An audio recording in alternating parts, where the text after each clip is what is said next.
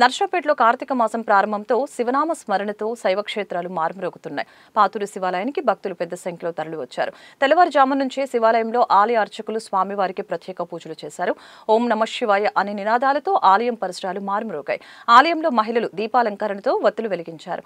భక్తులు దీపారాధన చేస్తూ భక్తి భావంతో శివుని దర్శించుకున్నారు. భక్తులకు ఎలాంటి ఇబ్బందులు లేకుండా అన్ని ఏర్పాట్లు చేసినట్లు ఆలయ కమిటీ తెలిపారు.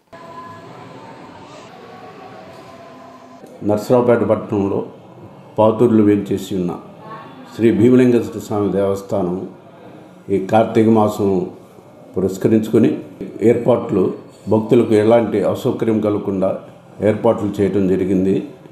ఈ ఏర్పాట్లలో భాగంగా క్యూ లైన్స్, అట్లాగే అభిషేకాలు చేసుకునే వాళ్ళకి సపరేట్గా వాళ్ళకి ఇబ్బంది లేకుండా ఏర్పాటు చేయడం జరిగింది.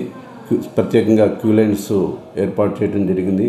అట్లాగే ఈ సంవత్సరం కొత్తగా నెల వరకు మొత్తం 600 రూపాయలు చెల్లించిన వారికి నిత్యం గోత్రనామాలు చెప్పించడంతో పాటు నెల మాసాంతంలో వారికి ప్రసాదము, శేషవస్త్రము పంపించబడుతుంది.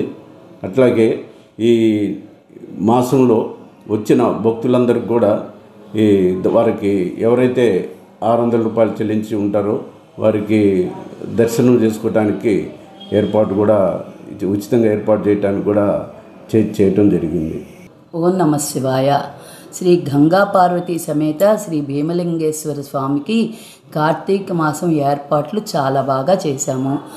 అందరూ వచ్చి గోత్రనామాలు చెప్పించుకొని తీర్థప్రసాదములు తీసుకోవాల్సిందిగా కోరుచున్నాము. నెల రోజులకి 600 రూపాయలు చెల్లిస్తే గనక రోజు గోత్రనామాలు చెప్తారు. లాస్ట్లో శేషవస్త్రము ప్రసాదము ఇస్తాము. ఈ ఈశ్వరుడు వెలిసిన దేవుడు, చాలా బాగా అనుకున్నవి జరుగుతాయి కనుక అందరూ వచ్చి దర్శించుకొని తీర్థప్రసాదములు తీసుకోవాల్సిందిగా కోరుచున్నాము.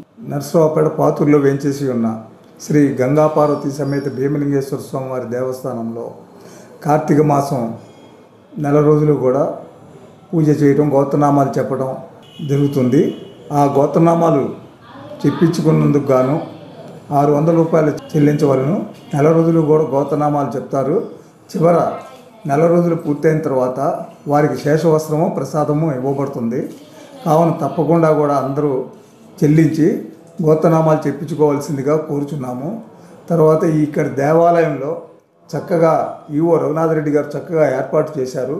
ఆయన ఇంతవరకు కూడా ఎవరు చేయని విధంగా చక్కగా ఉండి ఇక్కడ దగ్గరుండి అన్నీ కూడా చేపిస్తూ ఉన్నారు. బాగా ఈ ఫండ్స్ కూడా చాలా దేవాలయానికి పెరిగేటట్టుగా చూస్తున్నారు. ఫండ్స్ కూడా పెరుగుతున్నాయి.